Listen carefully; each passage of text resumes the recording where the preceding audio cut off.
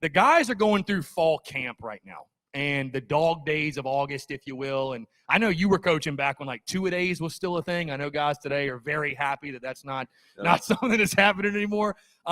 Just talk about though what those coaches, players, everything else are going through during fall camp, because I know we're anxious, we're eager for kickoff, we're ready to go, but the players are too, and the coaches especially, because the schedule right now, I mean, it is to the time you wake up, the time you go to sleep, they are eating, breathing, sleeping, everything football. And I'm not old. I'm only 64. But when I was in college, we had 3-a-days.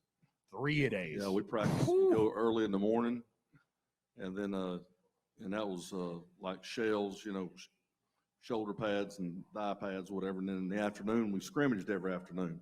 Every day was a scrimmage, and of course that was full gear. And then in the evening, and I was a linebacker, so I was on all the special teams. But in the evening, you did, helmets and shorts, and they ran you to death doing all the special teams. So I used to tell kids about that, and they couldn't believe it. I mean, they said 3 times a day. But during 2-a-days, and of course the coaches are more efficient right now because of the equipment and the technology.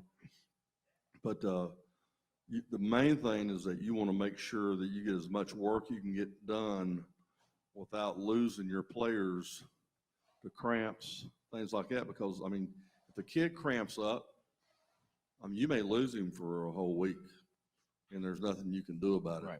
And so, I thought that right there, the medical part of it, is something that you have to really pay a lot of attention to. But 2-a-days, again, you do a lot of walkthroughs, you do a lot of, preparation and meetings. So when you hit the field, you don't have to be out there for 2.5 hours. You can go out there for an hour and 45 minutes, and everything's fast.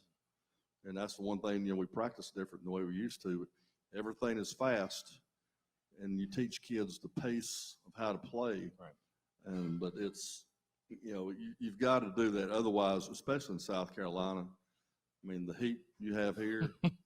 And I had a friend of mine, George Perlis. He recently passed away. George was the head coach at Michigan State for a lot of years. And George was the head coach at Michigan State when they played Florida State in Tallahassee. And he told one of his assistants when they came back out in the third quarter, he said, "Geez," he said, "it's too hot to even damn coach it in this weather, much less play in it." And he was right. Right. I mean, the weather you have in the Southeast is tough, and especially here in Columbia. There's a reason they put Fort Jackson over there. I always told people that. It's hot. It's hot and it's humid, and you've got to make sure you're used to it because you're going to play in it. And of course, I always thought that was a great reason for South Carolina to play night games, was to get away from that heat. But if you play enough afternoon games, and of course, anytime you can get a team like in South Carolina, can get a Tennessee or Kentucky, for a noon game, that's our advantage here. I mean, big time, because it's. So you're saying we should be pulling for noon games, is what you're saying? Against like Kentucky week 5, we should hope that's a noon game. When you play the right team. I don't know. Because I'm going to tell you, I mean, heat it up, heat it up, because them old boys that come to third quarter, they're going to be struggling now. Right. They're going, and again, I've always said this about substitution. Skill kids, it doesn't affect as much. And if a skill kid gets tired, you can take him to the sideline, fill him back up with gas, and he's good to go. A big kid, you better have a great rotation of how you're going to do things, because when the big kid runs out of gas, they're done. You can't fill them back up with gas. I mean, there's nothing left.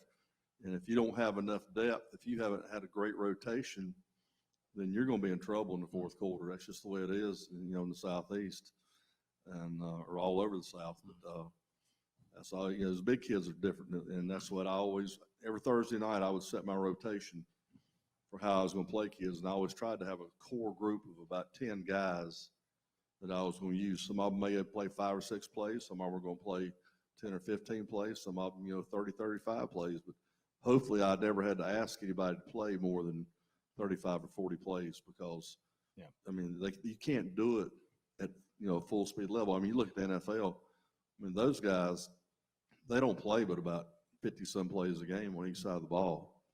And when you get in the heat down here, and then if you play in an away game on turf, you know, I think when I first came here, we had turf. And, you know, what it was it was that concrete out there with a piece of dang carpet laid over top of it. But my point is, you know, turf is 15, 20 degrees warmer. And you're going to lose kids. And then you're not playing with your best players coming to fourth quarter.